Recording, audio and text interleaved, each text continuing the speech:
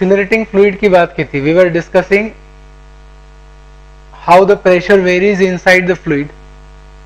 The variation of pressure in the fluid is because of either gravitational force, that is weight, or the pseudo force because of acceleration. ठीक है, तो different conditions हमने देखी थी. एक और condition ले रहे हैं हम एक्सीलरेशन की.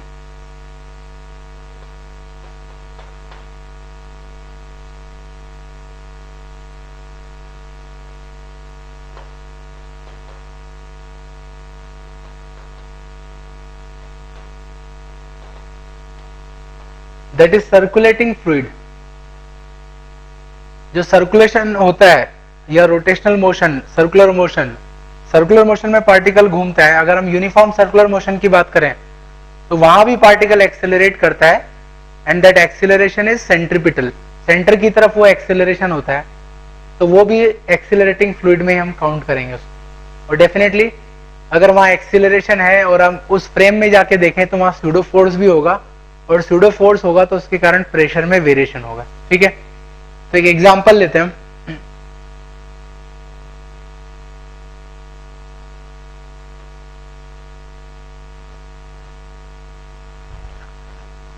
एक सिलेंडर है, उस सिलेंडर में हमने फ्लूइड को फिल कर लिया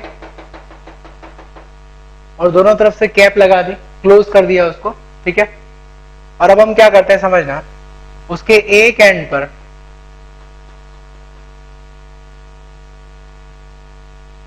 जो एक एंड है उसका फ्लैट एंड है, उसके अबाउट उसको रोटेट करते हैं with the axis of rotation being vertical axis है, और इसके अबाउट इसको रोटेट किया जाता है. ठीक है, अब इसका जो रोटेशन होगा वो कैसे होगा, कुछ ऐसे. फॉर एग्जांपल ये सिलेंडर है, ये एक्सिस है, तो ये इस तरह से रोटेट करेगा. ठीक है, ये ऐसे रोटेट करेगा, और अगर इसका इस तरह से रोटेशन हुआ तो आप समझ सकते हो, इस चीज को फील कर सकते हो कि जो लिक्विड है वो प्रेशर अप्लाई करेगा या नहीं, किस एंड पे प्रेशर अप्लाई करेगा. अगर उसको इस तरह से घुमाया जाए तो बिकॉज ऑफ सेंट्रीफ्यूगल फोर्स वो प्रेशर इस एंड पर अप्लाई करेगा. मतलब हम ये कह सकते हैं कि जो सर्कुलेटिंग फ्लूइड है उसमें एक्सिस से दूर जाने पर प्रेशर बढ़ता है, जो प्रेशर है वो बाहर की तरफ लगता है. ये ऐसे ही है जैसे किसी कार में या बस में मोशन हो रहा है हमारा, और सडनली वो एक सर्कुलर टर्न पे आती है, तो टर्निंग के समय हम क्या करते हैं, हम पर एक फोर्स लगता है और हम we are pressed against the wall. जो आउटर वॉल होगी उसके अगेंस्ट प्रेस करेंगे, हम उस पर प्रेशर अप्लाई कर रहे हैं. तो बस उसी तरह से हम इसको भी समझ सकते हैं कि जो लिक्विड है वो बाहर की तरफ प्रेशर अप्लाई करेगा, दैट मीन्स बाहर की तरफ प्रेशर बढ़ेगा. अब वो वेरिएशन कैसा होगा वो हमें एस्टिमेट करना है. ठीक है, समझना. से omega is angular frequency with which the liquid और फ्लूइड इज रोटेटिंग. मैं क्या करता हूं, इसमें एक स्लैब कट करता हूं. ठीक है, एक स्लैब कंसीडर कर रहा हूं जिसकी पोजीशन है एक्सिस से, उसकी डिस्टेंस है x, और इस स्लैब की थिकनेस है dx. इस स्लैब की जो थिकनेस है वो dx है. ठीक है, अब जब ये फ्लूइड घूमेगा तो ये स्लैब भी सर्कुलर मोशन करेगी, एक्सिस पर सेंटर होगा और सेंटर के अबाउट सर्कुलर मोशन होगा उसका. ठीक है, अब इस स्लैब पर लगने वाले फोर्सेस को हम कंसीडर करें, कौन कौन से हॉरिजॉन्टल फोर्स इस पे वर्क करेंगे उसकी बात हम करें. तो समझना इस चीज को, लेफ्ट साइड में जो लिक्विड होगा ये भी इसको प्रेस करेगा और राइट साइड का भी प्रेस करेगा. लेफ्ट साइड में जो प्रेशर है, प्रेशर को मैं P कह रहा हूं, और राइट साइड में जो प्रेशर है, अभी मैंने चर्चा की कि राइट साइड में या फार्दर एंड पर प्रेशर ज्यादा होगा, तो इस स्लैब के दूसरी तरफ प्रेशर ज्यादा होना चाहिए बिकॉज ऑफ सेंट्रीफ्यूगल फोर्स. ठीक है, तो इस तरफ प्रेशर है P प्लस dP.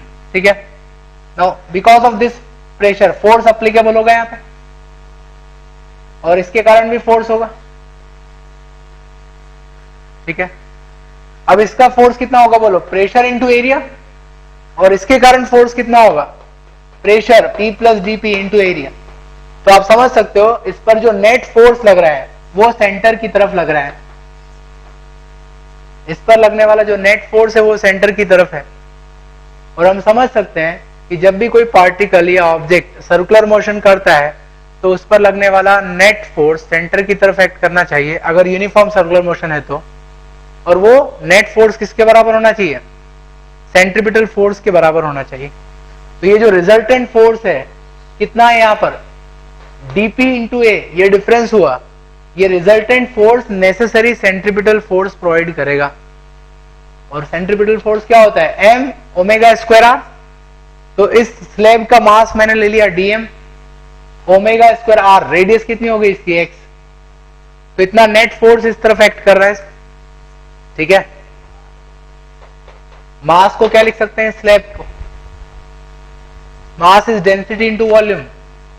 तो density into volume, volume of slab is, आप समझ सकते हो ये सिलिंड्रिकल सेक्शन है तो उसका एरिया तो होगा a जो हमने कंसीडर किया, और उसकी थिकनेस dx है, तो वॉल्यूम हो जाएगा a dx omega square x, a cancel हो जाएगा, तो dp is row omega square x dx। तो ये जो स्लैब हमने कंसीडर की है इसके अक्रॉस प्रेशर डिफरेंस इतना होगा। अब समझना लॉजिक, आप कोई भी स्लैब कंसीडर करो उस स्लैब के अक्रॉस प्रेशर में डिफरेंस होगा। तो मैं क्या करता हूं, शुरुआत करता हूं एक्सिस पे।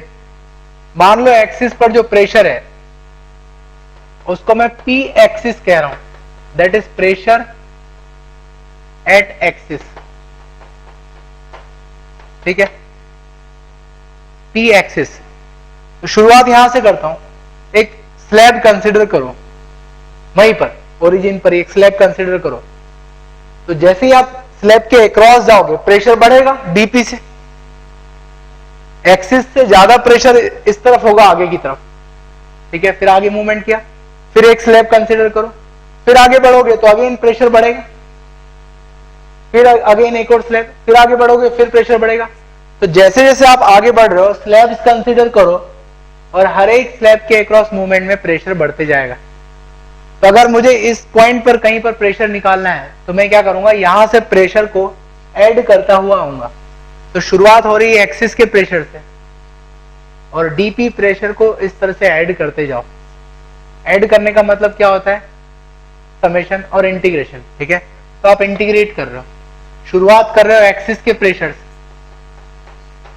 और फाइनली किसी भी पॉइंट पर प्रेशर निकालना है, ठीक है। इस तरफ भी इंटीग्रेट करोगे, एक्स की वैल्यू कहां से शुरुआत कर रहे हो? एक्सिस से शुरुआत कर रहे हो, तो वहां पे एक्स की वैल्यू क्या होगी? 0। और मान लो आपको आर डिस्टेंस पर, स्मॉल आर डिस्टेंस पर चाहते हो प्रेशर निकालना, तो आप इंटीग्रेट कर दो। तो इंटीग्रेशन का क्या रिजल्ट होगा? देखो, pressure is equal to pressure at axis plus rho omega square R square by 2।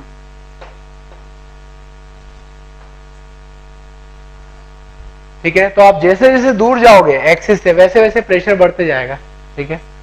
और ये लीनियर वेरिएशन नहीं है, इसमें आप समझ सकते हो स्क्वायर की टर्म आ रही, तो पैराबोलिक वेरिएशन होगा प्रेशर में, ठीक है।